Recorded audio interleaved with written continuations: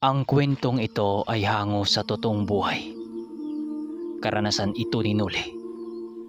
Taong 1996, Bacolod. Gawa ng ang tinatalakay noong usapin ng ermitanyo ay ang pagtuntun nila sa lugar na kinaroroonan ni Sanoy at ng maestro nito. May iilan ng mga kasama ng ermitanyo ang nakapunta sa Uringaw noong nagdaang mga buwan. At ang lahat ng mga ito ay bigong mahanap si Sanoy at ng maestro nito sa lugar.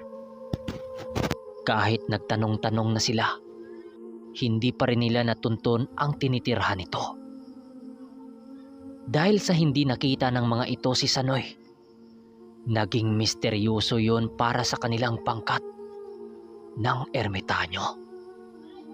Ang kinaroroonan ng dalawang yon. Alam nilang nasa Uringaw lang ito. At saan banda sa Uringaw? Dahil sa katanungang yon, binalot ng katahimikan ang kanilang pag-uusap. Halos walang ni isang nakabasag sa katahimikang yon. Kaya napilitang magsalita si Mang Carpio ng, Doming, ano nga bang gagawin ni Sanoy sa mutyang ating nakuha? Ngunit sa sinabing yun ni Mang Carpio, walang ni isang sumagot. Kaya biglang sumingit si Noli sa usapang yon. Mataas na uring gamit yun sa kaliwa, Mano. Kahit siguro sa mga kasama nating nagtaglay ng kapangyarihan sa kaliwa, bigo itong mapapaamo. Nang marinig ng ermitanyo ang sinabi ni Noli, bigla itong nagwika ng, Siya ang may kakayahang hugutin ang enerhiyang masama sa mutyang ito dahil siya ang may malakas na konsagra sa kaliwa. Kung hindi naman niya kayang gawin yon, uutosan ko siyang ilibing ito sa lugar na hindi masisilayan ng kahit sino man.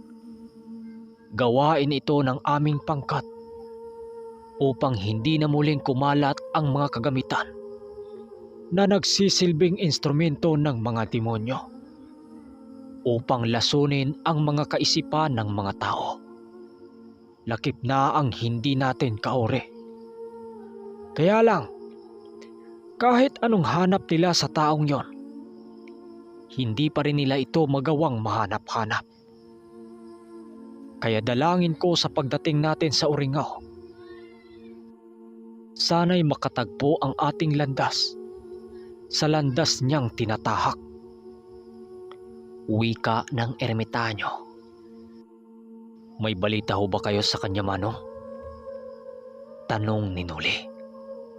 At ang sumagot nun ay ang matandang kasapi sa kanilang antingero din. Sa ngayon, iho, wala talaga eh. Hindi namin alam kung saan ito tumungo. Maaring sumama ito sa maestro niya.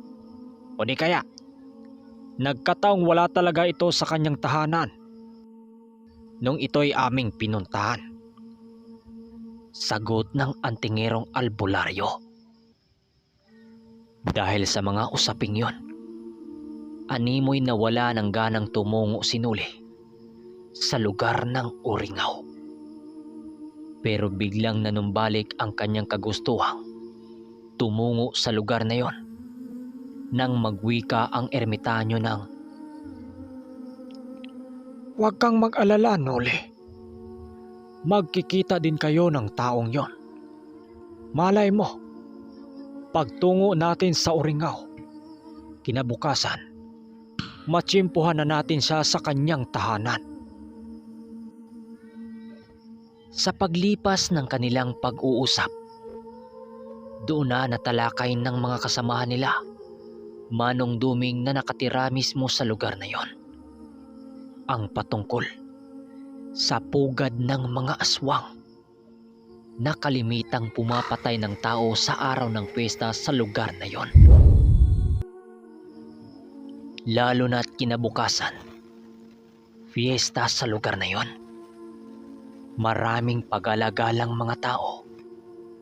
Ayon sa mga kasama nila, kada taon, sa bawat maganap ang fiesta yon sa bayan, maraming mga taong natatagpo ang patay sa daan tuwing gabi sa hindi mapaliwanag. At doon natalakay ng isa nilang kasama ang dahilan kung bakit nangyayari yun sa lugar. Dahil sa bawat saulog ng festang magaganap, pinapatunog sa bayan na yon ang lumang kampana sa simbahan na yon. Kada taon din, pinapatunog ang kampana.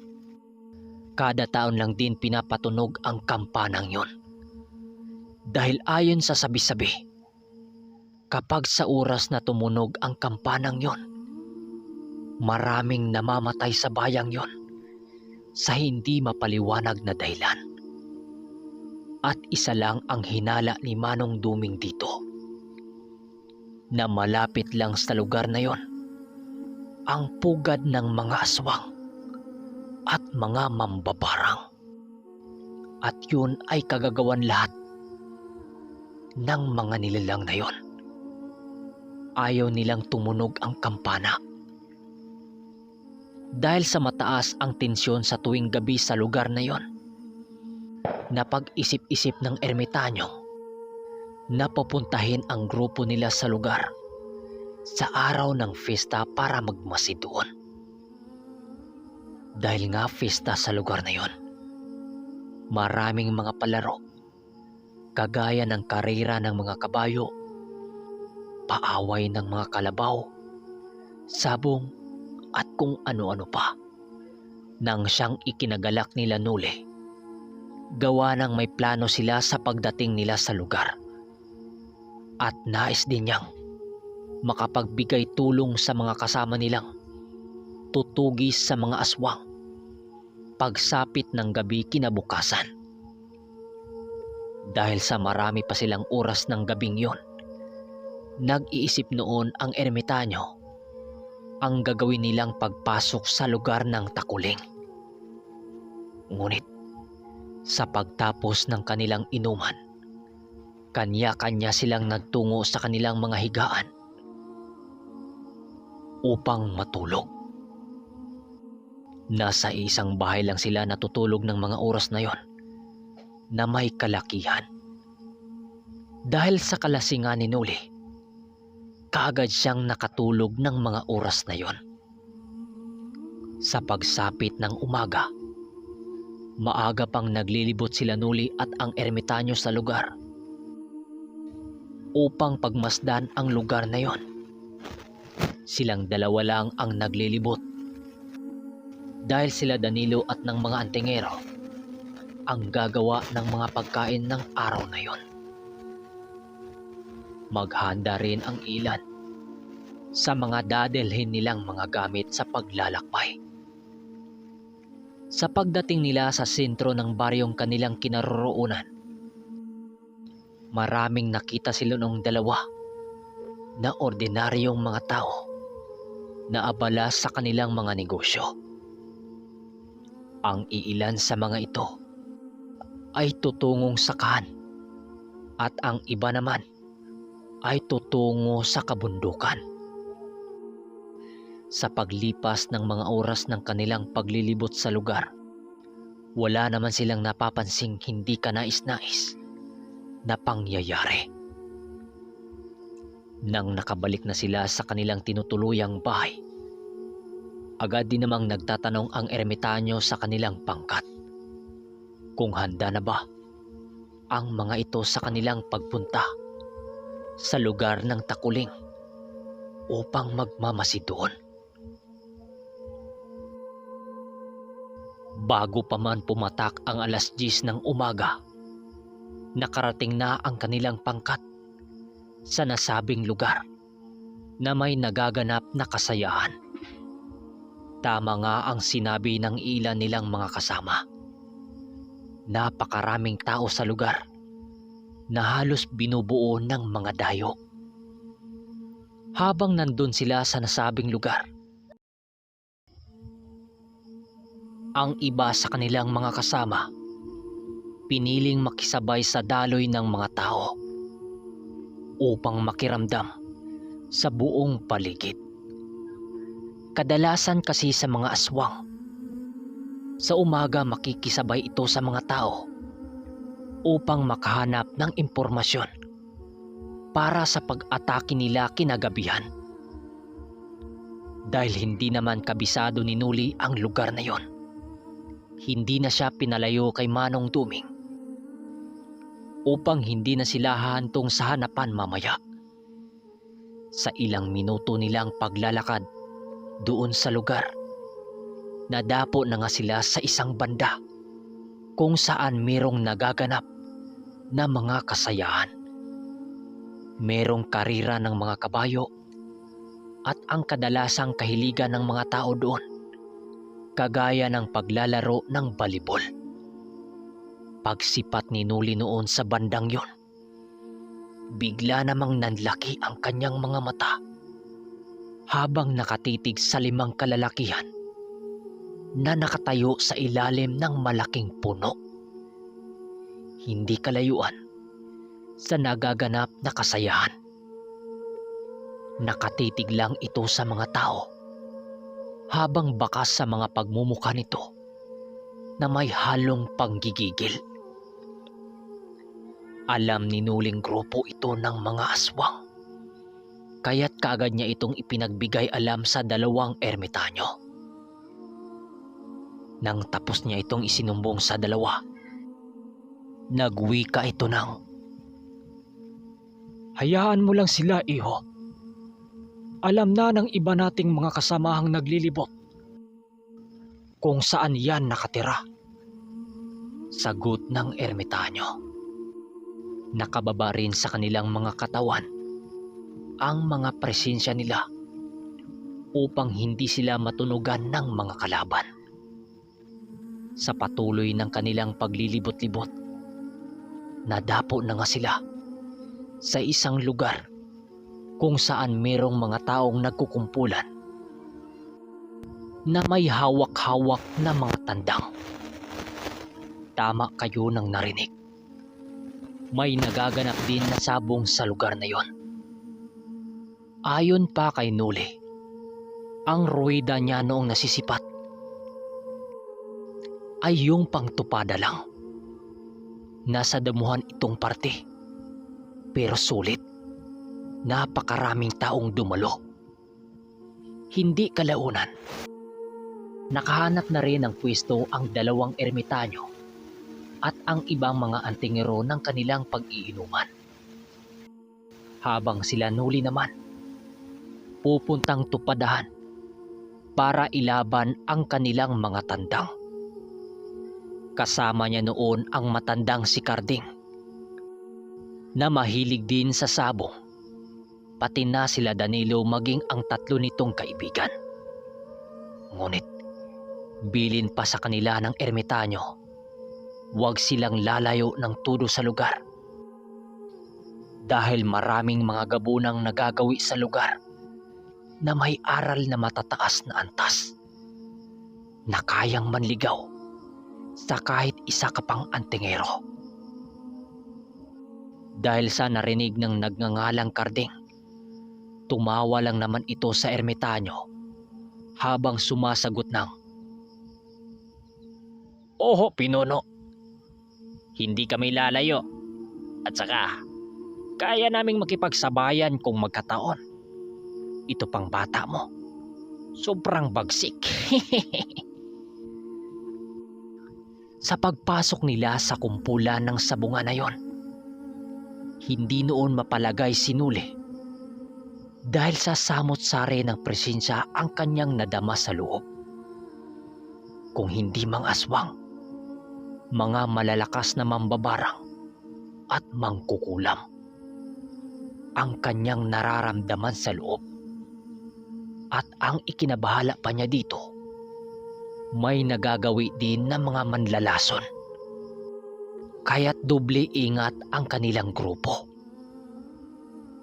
Dahil kung iisipin, mas mapanganib ang mga manlalason kumpara sa mga mangkukulam. Sa pagdaan nila sa mga sabungirong nakaupo na may mga hawak na panlaban, pinagtitinginan sila ng mga tao na para bang napapansin ng mga yon na mga dayo sila sa lugar. Ilang saglit pa, kaagad din silang nilapitan ng mga ilang sabungero upang alukin na makipaglaban sa kanilang mga tandang. Dahil ang matandang si Karding ang may hawak sa kanilang mga manok, ito ang nakipag-usap sa mga tao. Iyo, tatapatan daw nila itong panlaban natin. Sa tingin mo, pantay ba ang laban? Ikaw ang magpasya dahil sa'yo itong tandang na hawak natin. Wika ni Karding doon sa kanya. Matapos itong marinig ni Nuli, sumagot lang naman siya ng, "Okay Manong, patas naman ang laban." Nang marinig ng makalaban nila ang pagpasya ni Nuli, ngumisi lang naman ito na para bang may ibig ipapahiwatig ito sa kanila. Sa pag-alis ng lalaki, kaagad din naman silang pumunta sa isang tabi upang ihanda ang mga kagamitan nila sa labanang yon. Ang matandang si Karding noon ang nag-aayos dahil gustong-gusto talaga nito ang pagsasabong. Pero habang kasalukuyan silang nagkakabit ng tari, nagwika sa kanya ang matandang si Karding ng, "Iyo, nararamdaman mo ba ang presensya ng lalaking yon?" "Oo Manong, nararamdaman ko sa kanya ang presensya ng isang mataas na gabunan. Pero bakit may ganito din silang bisyo?" Sagot ni Nuli pabalik rito. Tumitig lang naman sa kanya ang matanda at nagwika ng, "Tao sila sa umaga. Hindi rin sila nalalayo sa normal na tao. Ngunit halimaw ang mga yan pagdating ng takip silim. Kagaya natin, mga normal na tao, pero mamamaslang ng mga aswang sa gabi. Maganda ka, papasok na tayo sa ruweda." Sagot nito. Makalipas pa ang ilang minuto, nakapasok na nga sila sa ruweda. At habang nasa labas sila Danilo, at habang nakatayo silang dalawa sa loob, umikot lang naman ang paningin ni Nuli sa buong paligid upang ramdamin ang mga tao. Hindi niya mawari noon na kahit matatas na uri ng mga aswang ay nakikiramay sa ganong gawain. May nasipat din silang mga balbal sa labas nang siyang hindi nararamdaman ng mga normal na tao. So mga karamitan nyo, hanggang dito na muna. Bukas na bukas, maririnig nyo ang matinding labanan. Alam ko, matcha-challenge dito si Nuli at itong kanyang kasamang si Karding. Kaya kung bago kayo sa ating channel, aba naman, huwag nyong kalimutang mag-like. Yun lang, maraming salamat.